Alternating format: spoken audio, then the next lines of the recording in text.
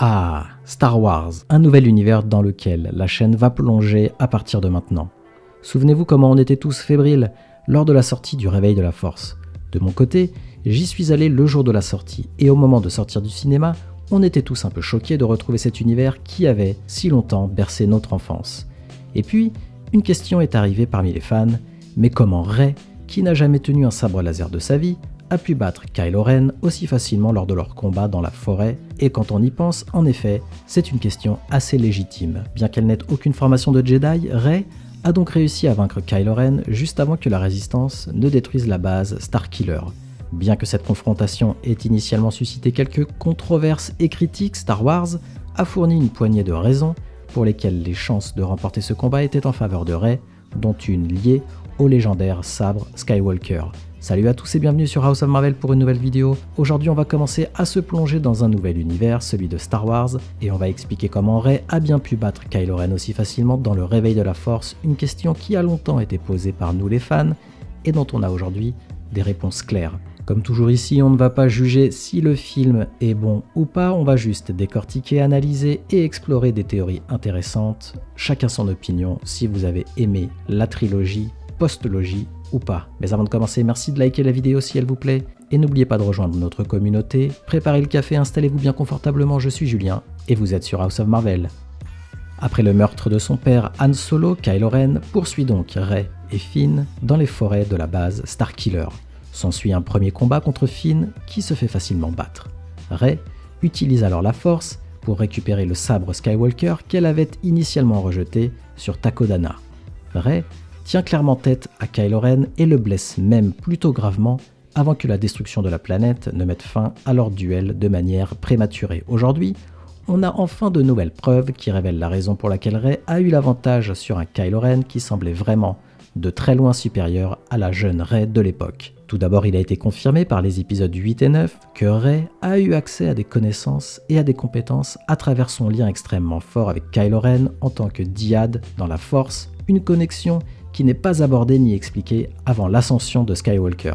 Des explications se trouvent aussi dans les livres Star Wars qui sont canons, je vous le rappelle. Le livre The Last Jedi confirme dans son histoire que Rey s'est approprié la formation de Kylo Ren et ses connaissances à travers leurs liens, même si ce n'était pas fait de manière consciente, mais plutôt instinctive. Pour simplifier, ce lien de la Force établi par Kylo Ren lorsqu'il a tenté d'entrer dans l'esprit de Rey a créé un lien à travers lequel ses connaissances et compétences ont été transmises, puisque Rey pouvait, souvenez-vous, accéder à son esprit. Aussi, le livre The Rise of Skywalker de Ray Carson confirme que Kylo Ren avait été grièvement blessé par l'arme de Chewbacca juste après avoir tué Han Solo.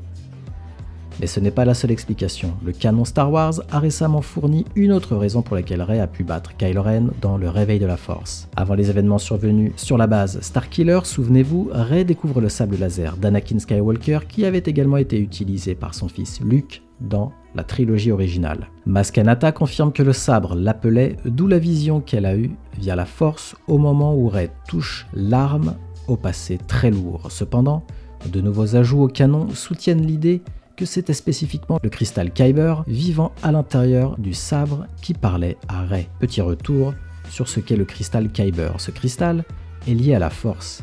Il existait dans la nature sur de nombreuses planètes à travers la galaxie.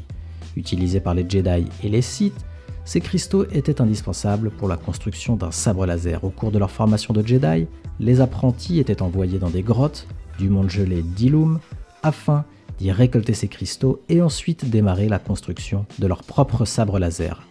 Comme on le voit dans le comics Star Wars 35 de Charles Soule et Madibek Muzabekov, qui je vous le rappelle fait partie du canon Star Wars aussi, Luke rencontre le docteur Quata, un spécialiste des cristaux qui révèle que le Kyber vivant a un moyen de parler et d'appeler ceux qui sont à l'écoute et prêts à écouter.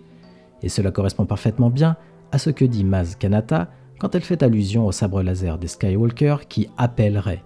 On peut donc en conclure que lorsque Rey a finalement répondu à cet appel du sabre des Skywalker à la fin du Réveil de la Force, elle et le cristal ont forgé une connexion puissante à travers la Force qui l'a aidé à vaincre Kylo Ren. Et il y a un parallèle avec Luke qui s'est également lié avec un cristal qui lui a été donné dans ce comics Star Wars. Il reçoit même une vision dans la Force, tout comme Rey, le cristal transparent devient vert une fois leur propre lien forgé. cristal que Luke utilise finalement pour son propre sabre laser vu dans le Retour du Jedi. Ce nouveau parallèle narratif entre Luke et Rey est assez étonnant en termes de chronologie plus large et aide définitivement à mieux incorporer et apprécier le personnage de Rey dans l'univers Star Wars. Comparé à Kylo Ren et à son propre sabre laser, il est évident que Rey avait une connexion bien supérieure avec le sabre des Skywalker et son cristal. La connexion de Rey et son cristal était bien supérieure car lorsque Kylo Ren a été corrompu et a basculé du côté obscur, il a endommagé son cristal d'origine, lui donnant une autre couleur associée au Sith. Bien qu'endommager son Kyber était censé symboliser le passage de Ben Solo à Kylo Ren, il finit par briser ce cristal et le rendre instable à cause de sa propre rage. Cela explique la nécessité du double échappement de chaque côté du sabre laser de Kylo Ren. Non seulement cela démontre que son lien était inférieur à celui de Rey avec le sabre Skywalker, mais cela indique également à quel point son engagement envers le côté de la Force obscure lui-même est instable, étant donné qu'il résistait constamment à l'attraction de la lumière. A vous de me donner votre avis maintenant, que pensez-vous de ces éléments qui renforcent maintenant le personnage de Rey dans la dernière trilogie Star Wars? Faites-le moi savoir en commentaire et comme d'habitude, merci d'avoir regardé cette vidéo, si elle vous a plu, merci de la liker et de me donner votre avis en commentaire. Aussi, pour ne pas louper mes prochaines vidéos, abonnez-vous et activez les notifs. À la prochaine sur House of Marvel.